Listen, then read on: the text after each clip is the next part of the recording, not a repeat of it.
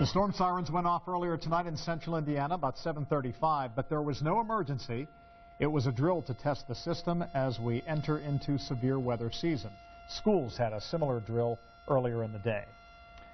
The Indiana High School Athletic Association has strict guidelines in place when storms erupt during spring sporting events.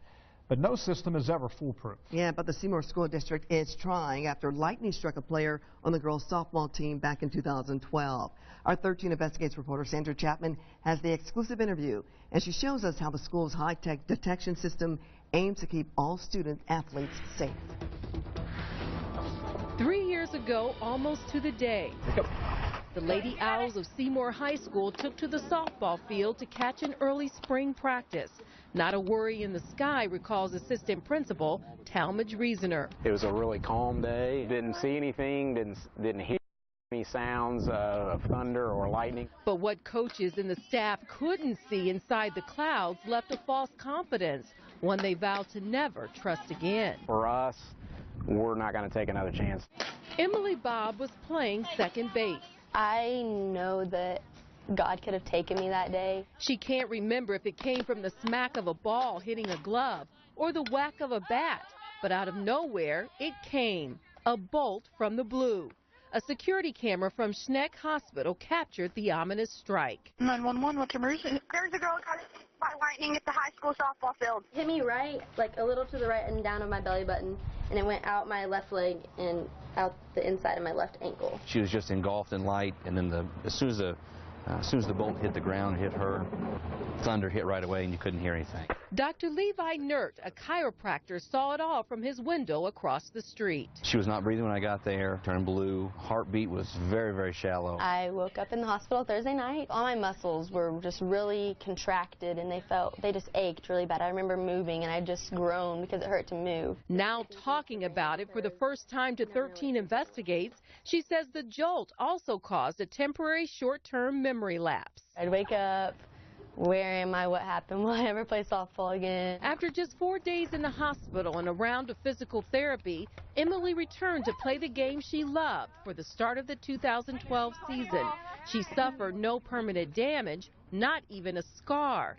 Now a senior, she plays under the watch of a new lightning detection system, one of just a half dozen in central Indiana measuring lightning static. We don't want lightning to strike twice. Seymour High School installed a high-tech system that sounds a warning alarm when lightning is within 15 miles off campus.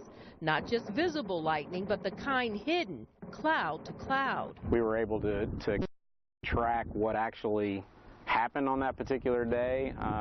Apparently there had been a storm that was somewhere around 30 miles away, and there had been a thunderhead that had worked its way out over the top. We're able to see into storms as they're growing and building, and what we found is in-cloud lightning is a leading precursor to severe weather. The Indiana High School Athletic Association requires all schools to stop activity at the first sign of lightning or thunder. Activities must remain suspended for 30 minutes with no additional recurrence before teams can resume play. In Seymour, where there's unseen detection, more practices and meets are canceled. The alarm makes the call, no questions asked. Our systems are built to kind of remove that human element or human decision-making process. We've been able to develop sensors that are super sensitive to both measure that in-cloud lightning, which typically isn't as strong as cloud-to-ground lightning. I appreciate it a lot. I mean, not just for me, because I just don't want anybody else to go through that. With the detector now scanning the clouds, Emily Bobb knows what she survived is nothing short of miraculous. The reason I'm still here is because God wants me here. I was actually the only girl on the field without metal cleats on. I mean, my coach was up here holding a metal bat, so it's just crazy. Crazy, she says, as in an unexplainable blessing. Now, as storms move in, any twinge of nervousness is met with the assurance of new technology and a powerful reminder. I just kind of can close my eyes and say, you know, God's talking to me right now, and He let me survive this, so I have nothing to be afraid of. If He wants me here again, He'll keep me here again. This fall, Emily will attend Grace College on a softball scholarship. Now, Seymour's lightning detection system cost roughly $20,000. Nearly half of that cost was covered by grants and included a WeatherBug station and in-class learning resources for students. Other schools using the technology include Rossville Elementary, Brown County Junior High, and Shelbyville and Noblesville High Schools. Back to you. All right. Thank you, Sandy. Well, you know, it's great to see Emily doing so well. Remember that story a few years ago? It was so freaky. It was. That storm was miles away.